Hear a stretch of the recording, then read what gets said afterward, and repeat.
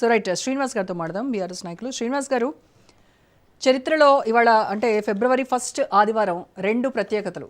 ఒకటి, కేంద్ర బడ్జెట్ మొట్టమొదటిసారిగా ఆదివారం రోజు ప్రవేశపెట్టడం ఒక ప్రత్యేకత అయితే, రెండవది ఇది అంటే అది బడ్జెట్ అనేది దేశవ్యాప్తంగా అందరికీ సంబంధించినటువంటి అంశం. ఇక తెలంగాణ విషయానికి వస్తే మాజీ సీఎం కేసీఆర్ సిట్ అధికారుల ముందు విచారణకు హాజరవ్వటం అనేది రెండు ప్రత్యేకతలు ఉన్నటువంటిది.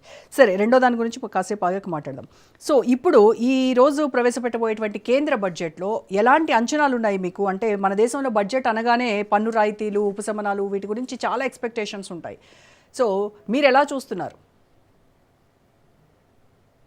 మొట్టమొదట రాజ్ న్యూస్ వీక్షకులకు, మీకు అక్కడ ఉన్నటువంటి మిత్రులందరూ కూడా నమస్తే. నిర్మలా సీతారామన్ గారు అత్యధిక సార్లు బడ్జెట్ ప్రవేశపెట్టిన వారిలో, అందులో పేపర్లెస్ బడ్జెట్, దాంతో పాటు ప్రత్యేకించి ఆదివారం రోజున బడ్జెట్ ప్రవేశపెట్టే అవకాశం పొందినటువంటి సందర్భాన వారికి శుభాకాంక్షలు.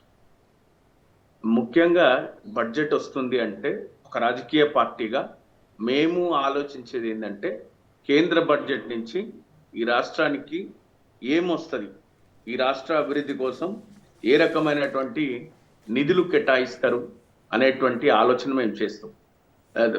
సాధారణంగా అంటే మేము ఆలోచించేది తెలంగాణకు ఏ విధమైనటువంటి ఏర్పాట్లు చేయబోతుంది అనేటువంటిదే మా ప్రధాన లక్ష్యంగా ఉంటుంది. ఇప్పటికే రేవంత్ రెడ్డి గారి ప్రభుత్వం 57 అంశాల పట్ల కేంద్రానికి ఒక నివేదికనిచ్చింది. మాకు ఈ అంశాల పట్ల నిధులు కేటాయించాలి అని.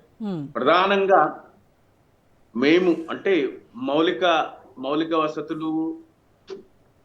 వసతుల పట్ల, రీజనల్ రింగ్ రోడ్ పట్ల, దాంతో పాటు మన రాష్ట్రానికి ఎంతో కాలం నుంచి పెండింగ్ లో ఉన్నటువంటి ఐఐఎం కానీ, సెంట్రల్ కేంద్రీయ విద్యాలయాలు కానీ, కొత్తగా ఏర్పాటైన జిల్లాలలో నవోదయ విద్యాలయాలు కానీ, కోచ్ ఫ్యాక్టరీ కానీ, టెక్స్టైల్ పార్క్ కానీ, దాంతో పాటు మనకు రావాల్సినటువంటి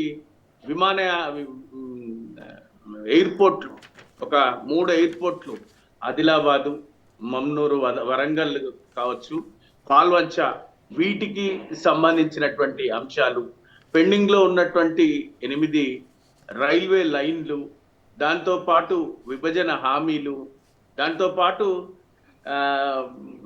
సెంట్రల్ గవర్నమెంట్ షేర్ ఇప్పటి వరకు డిక్లేర్ చేయకుండా, మనకు కేటాయించకుండా ఉన్నటువంటి 161 కిలోమీటర్ల ఉత్తర తెలంగాణకు